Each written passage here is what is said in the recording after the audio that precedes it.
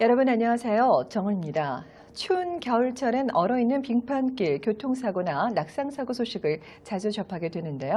막상 사고를 당하게 되면 어떻게 해야 할지 몰라서 당황하게 마련이죠. 그래서 오늘은 개인상해 민사소송 전문 변호사 조재훈 변호사님을 모시고 보다 자세한 내용을 알아보도록 하겠습니다. 안녕하세요. 안녕하세요. 네, 반갑습니다. 반갑습니다. 요즘에 겨울철이라 사실 사고 소식 많이 접하게 돼요. 당장 제 주변에 있는 분들만 해도 사고를 좀 많이 당하셨더라고요. 안타깝게. 자, 그럼 캐나다에서 교통사고가 났을 때 특히 저희가 지금 살고 있는 그 온타리오주에서는 그 사고 처리를 어떻게 하는지 좀 개략적으로 좀 설명 좀 부탁드리겠습니다. 예, 온타리오 주 같은 경우는 좀 한국하고는 처리 상황이 좀 다른데요. 네. 온타리오 주에서 만약 교통사고가 나셨다는 가정하에 교통사고가 나시게 되면 보통 이제 세 가지의 클레임이 생기게 되세요. 세 가지라고 하면 첫 번째 두 가지 클레임은 본인 보험회사, 그러니까 자기의 자차 보험이죠. 자차 보험회사와 같이 두 가지 클레임이 생기게 됐습니다. 첫 번째는 재활치료, 개인 상해에 관한 거고요. 두 번째는 이제 자동차 파손에 관한 클레임을 하시게 됩니다. 왜 그 두 클레임은 본인 보험회사냐면 본인 보험회사는 자동차와 사람을 사고 전으로 돌려야 되는 의무가 있습니다. 법적으로. 그래서 두 가지가 생기게 되고요. 그리고 또 하나의 클레임은 세 번째 클레임은 가해자 차량이 있다고 하시면 사고가 본인 잘못이 아니신 경우에는 가해자 차량을 상대로 한 민사소송을 제기하실 수 있습니다. 네, 그 세 가지 클레임이 있다는 말씀이시네요. 예, 그렇습니다. 그럼 그 첫 번째 경우는 좀 자세하게 좀 설명 좀 부탁드리겠습니다. 일단 제가 자차 보험에서 그 발생하는 두 가지 클레임을 좀 설명을 드리면 첫 번째는 자동차 파손에 관한 클레임인데요. 이 첫 번째 클레임은 이제 세 가지 클레임 중에 가장 먼저 끝나고요. 가장 간편하게 끝나는 클레임입니다. 어떻게 되냐면 사고가 나셨을 때 본인 보험회사에서 누구의 잘못에 상관없이 파손 여부를 보고 차를 리페어를 할지 아니면 차를 폐차를 할지를 결정하게 됩니다. 그래서 폐차나 리페어를 결정할 그 2, 3주 동안에 렌트카를 본인 보험회사에서 주게 돼 있고요. 그래서 그것이 결정이 되면 2, 3주 안에 차를 리페어를 하시든지 아니면은 차를 폐차를 하시고 그 폐차에 대한 보상금을 본인한테 지급을 하실지 결정이 되고요. 그래서 그게 첫 번째 클레임입니다. 네네. 그러면 말씀드리기 죄송한데 누구의 잘못을 떠나서 먼저 자차가 제 보험으로 처리를 한다라고 말씀을 하셨는데 그거는 뭐 나중에 제 보험료가 할증이 된다거나 그런 영향은 없는 건가요? 그때? 보험료에 영향을 미칠 수 있는 경우가 있는데요. 만약에 사고가 본인 잘못이 아닌 경우에는 보험에 영향을 미치지 않습니다. 그래서 이것은 not at fault라 그러고요.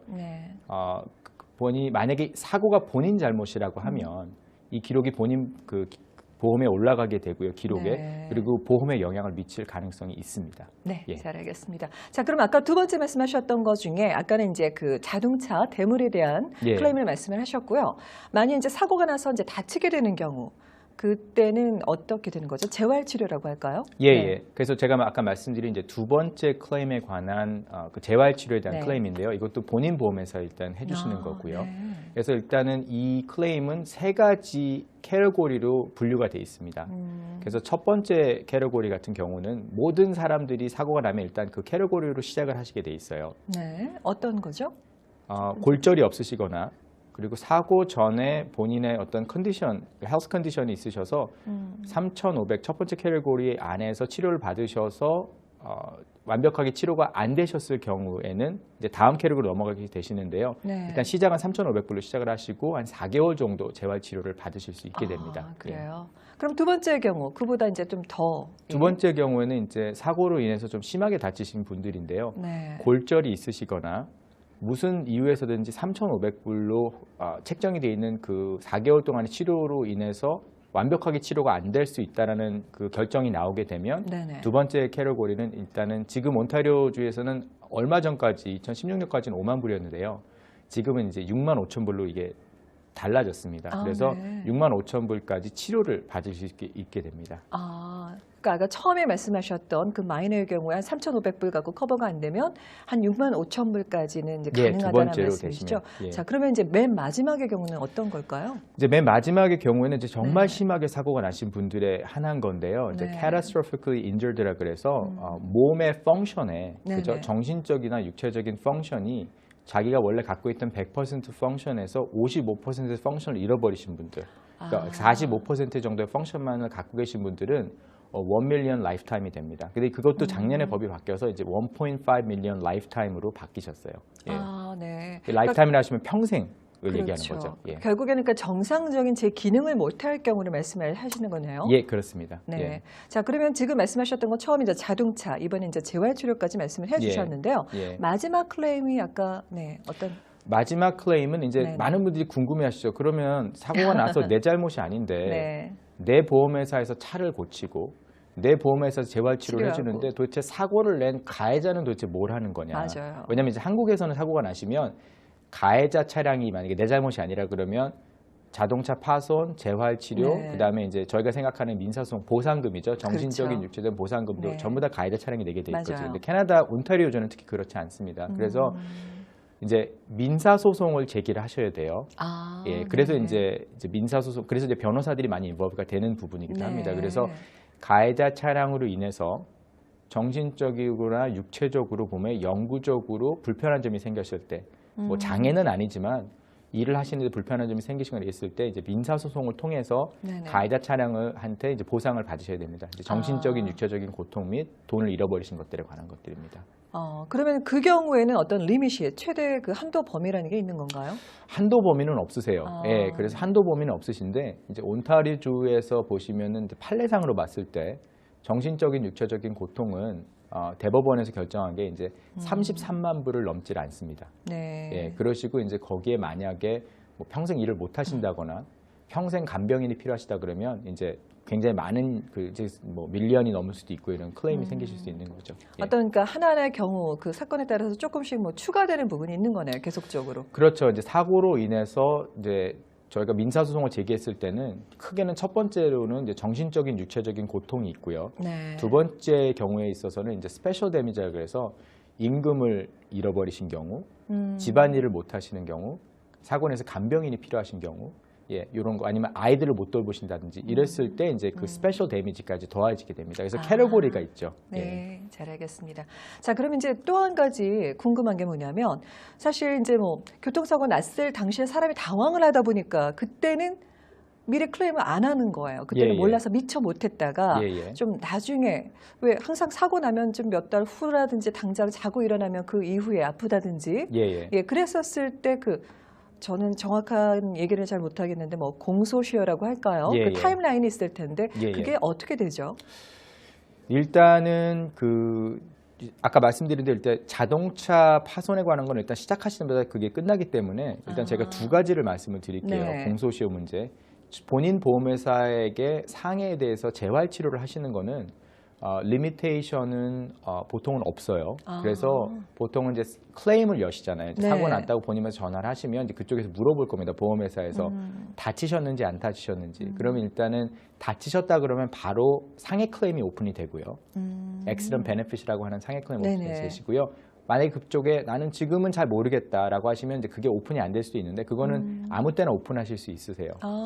이제 문제는 오랫동안 기다리시면 이제 보험회사에서 이렇게 물어볼 수 있죠. 이게 자동차 사고 때문이냐 아니면 원래 아픈 거냐라고 의문을 제기할 수는 있지만 이론상으로는 그 개인상의 클레임은 좀 뭐 한 달 있다가 오픈하시거나 2달 있다가 오픈하실 수도 있으세요. 그래요? 그렇지만 이제 한 가지 아셔야 되는 공소시효는 이제 그 개인상에 대한 공소시효는 본인 보험회사가 말씀하신 그 액시던 베네핏은 보험회사에서 어플리케이션을 내라고 패키지를 집으로 보내서 본인이 받으신 날짜로부터 30일 안에 서류를 제출하셔야 됩니다. 내가 치료를 받겠다라는. 그것만 한 가지 주의하시면 되고요. 두 번째 이제 가해자 차량을 상대로 한 소송 같은 경우는 공소시효가 있습니다. 그래서 사고 날짜로부터 2년 안에 그래요? 민사소송을 제기하셔야 돼요. 그러니까 2년 안에면 언제든지 상관은 없는 거네요. 그렇죠. 그러니까 뭐 사고 날짜가 오늘이다 하시면 내일 네. 소장을 접수해도 되시고요. 네. 2년까지 기다렸다 소장을 접수하실 수도 있습니다.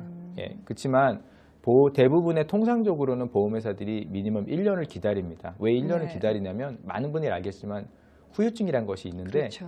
그러니까 본인이 이제 치료 중에는 솔직히 얼마나 다치시고 이게 얼마만큼 자기 인생에 앞으로 살아가시는데 영향을 미치지를 모르세요. 그래서 네. 보통은 1년 정도를 기다렸다가 그 민사소송을 제기할지 안 할지를 결정합니다. 보통은. 네, 알겠습니다. 자, 그러면 제가 이제 얼핏 들은 얘기지만 그 보험 처리하는 거라든지 사고 후에 뭐 원웨이 커버리지라는 얘기를 이제 간혹 듣곤 해요. 근데 그게 정확히 어떤 뜻인가요? 이제 이거는 보통 자동차 대물이라 그러죠. 그러니까 네. property damage라 그러는데요. 자동차 파손에 관한 그 캐러고리입니다. 네네. 어떤 개념이냐면 이제 한국으로 말씀하시면 이제 원웨이 커버리지라는 거는 사고가 나셨을 때 내 차는 그 리페어를 안 하고 상대편 차량만 인슈어를 하시는 경우가 있어요. 아까 자차 보험 뭐 그거 얘기. 그 개념이시죠. 근데 네. 한국하고는 좀 다릅니다. 개념이. 왜냐하면 한국은 사고가 나시면 자기 잘못이면은 저희 보험회사에서 상대편 차를 그 고쳐주잖아요. 리페어를 해주잖아요. 맞아요. 여기는 그 개념이 아니고 자기가 자기 차를 고쳐야 되는 개념이기 때문에 원웨이 커버리지를 하신다는 거는 콜리전 커버리지를 없애시면서 보험료를 좀 낮추시는 개념인데요. 네. 캐나다의 다른 점은 뭐냐면 자기 자차 보험이 없으시다 치더라도 사고가 자기 잘못이 아니면 100% 자기 잘못이 아니면 보험회사에서 차를 고쳐줍니다. 아, 그래요? 예. 많은 분들이 그걸 잘못 알고 계신데 네. 하지만 자기 잘못으로 사고가 나셨을 때 그때는 이제 혜택이 안 되는 콜리전 거. 커버리지가 없으시면 그러시면 차를 고쳐주지 않습니다. 네. 그래서 원웨이 커버리지 하신다 그래도 본인 잘못이 아니로 사고가 나셨다면은 보험회사에서 차를 고쳐주십니다. 그렇지만 본인 잘못 사고 났을 경우에는 차를 리페어해주지 않는 경우죠. 예. 다시 한번 말씀을 정리를 하자면 제가 정확히 이해를 한 건지 모르겠는데요. 그러니까 자차 보험은 이제 안 들었는데도 불구하고 제 잘못이 아니면 일단 제 보험으로도 커버가 된다라는 말씀인 그렇습니다. 거죠? 예. 네. 새로운 얘기인데요. 예. 감사합니다. 자, 그러면 이제 보통 우리가 도로에서 이제 운전을 하다 보면은요, 예. 본의 아니게 이제 교통 티켓이라고 하죠. 이제 예. 발부받는 경우가 더러 있잖아요. 그렇죠. 뭐 스피드에도 예. 있고, 뭐 신호 위반도 있고. 그랬었을 때 뭐 벌점이 있는 경우도 있고요. 벌점 없이 벌금만 받는 경우도 있는데 이제 그 뒤에 보면은 이제 저희가 그 법원에 신청을 할 수 있다라는 그런 내용이 있는데 사실 판단이 잘 안 되거든요. 그냥 벌금을 내고 말 것인지 아니면 소송을 해도 되는 건지 어떻게 해야 될까요? 접수를 해도 되는 건지.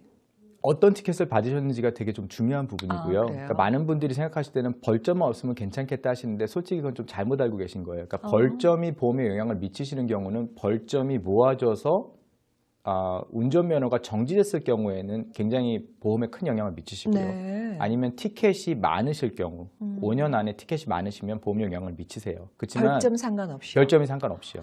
예.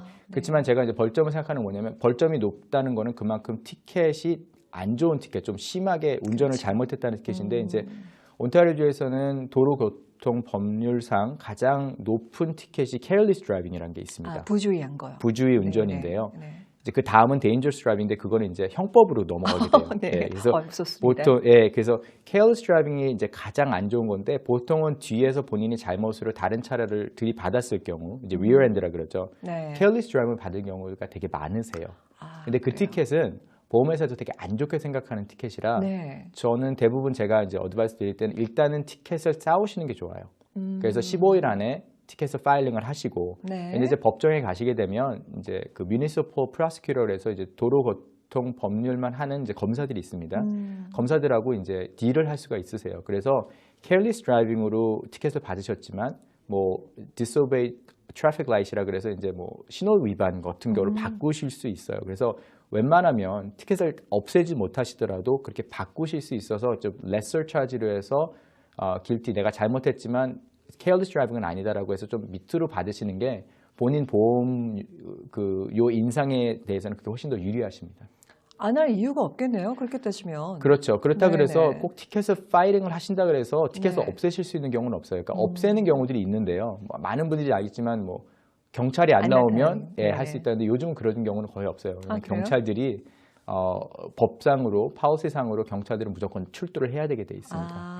그래서 만약 경찰이 뭐 다른 법정에 가야 되기 때문에 못 나오면 보통은 이제 Justice of Peace라 그래서 치안 판사들이 연기를 주로 해요. 그 네. 자리에 티켓을 없애주는 경우는 없어요. 근데 만약에 경찰이 티켓을 주는데 실수를 했다. 그러니까 만약에 뭐 130조에 응하는 어떤 티켓을 줬어야 되는데 120조에 관한 응항을 줬다 이렇게 실수를 했을 경우에는 그 검사가 자기 임의대로 티켓을 없애주는 경우도 있습니다.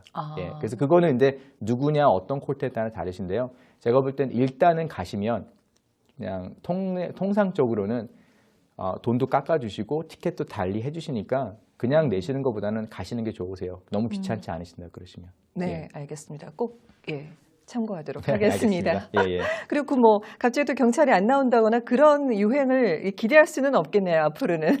많이는 없으세요. 네. 뭐 간혹 있습니다. 네네. 그렇지만 뭐 항상 그렇게 된다고 생각하시지는 않는 게 좋으세요. 네, 잘 알겠습니다. 자, 그러면 이번에는 제가 처음에 말씀을 드렸는데 겨울철이다 보니까 특히 올해는 눈도 많고 눈, 비 계속 이렇게 번갈아 오면서 길이 뭐 살얼음부터 시작해서 뭐 블랙 아이스 해가지고 얼어있는 경우가 많잖아요. 빙판길.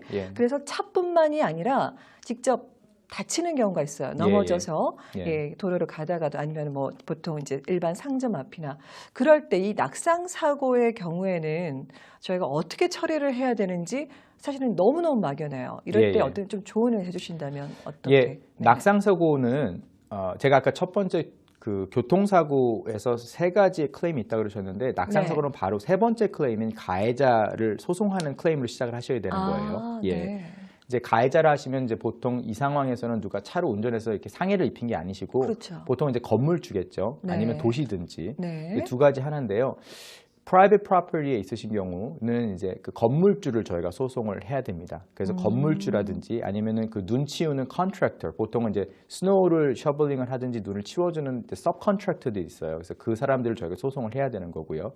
그 다음에 아니면 이제 길을 걸어가시다가 말 그대로 영앤 핀치를 노이스를 걸어가시다가 갑자기 횡단보도를 나든지 아니면은 그 인도에서 미끄러지셨다고 치시면 도시를 소송을 하셔야 돼요. 그 시를 해당 시를요?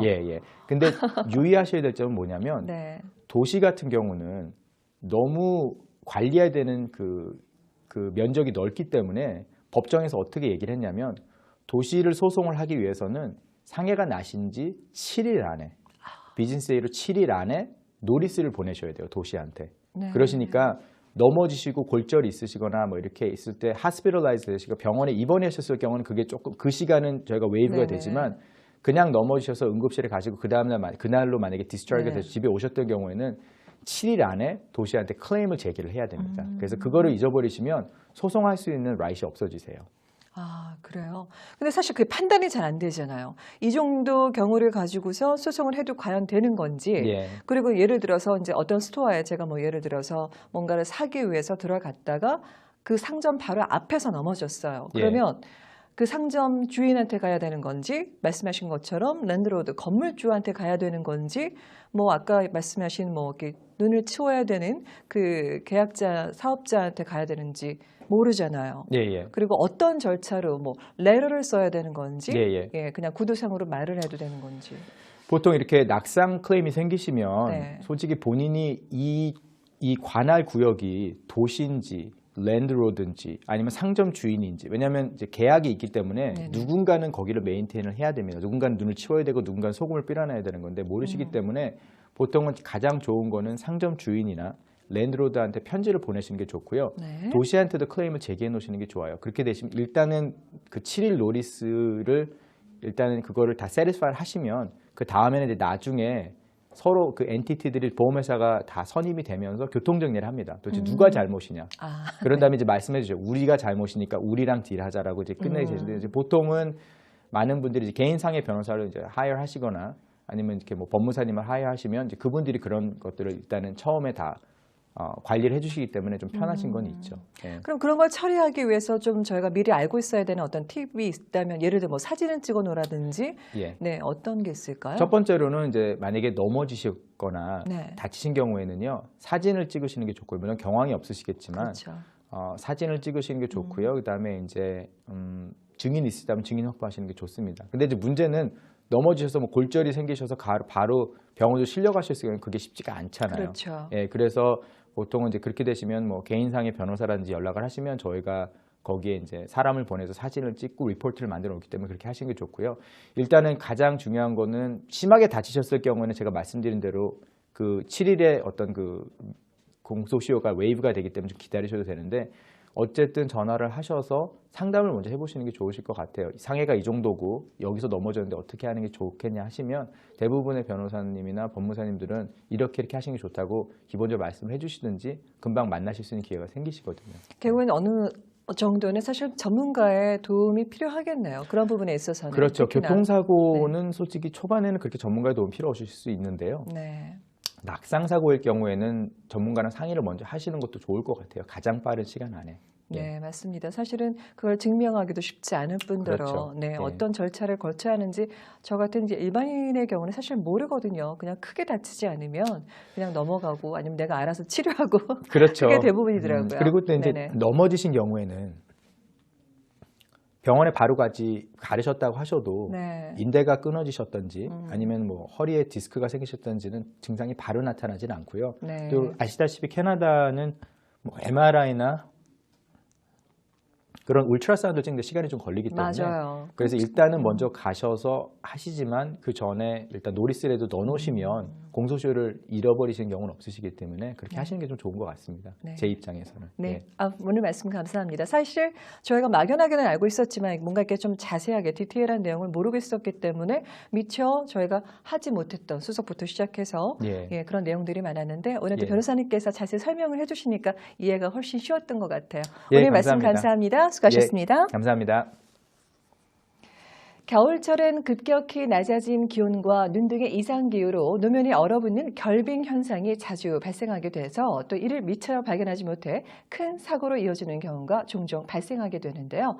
규정 속도를 지키고 양보 운전을 하는 등 겨울철 안전운행에 각별히 유의하시기 바라며 오늘 순서를 모두 마치겠습니다. 시청해주신 여러분 고맙습니다.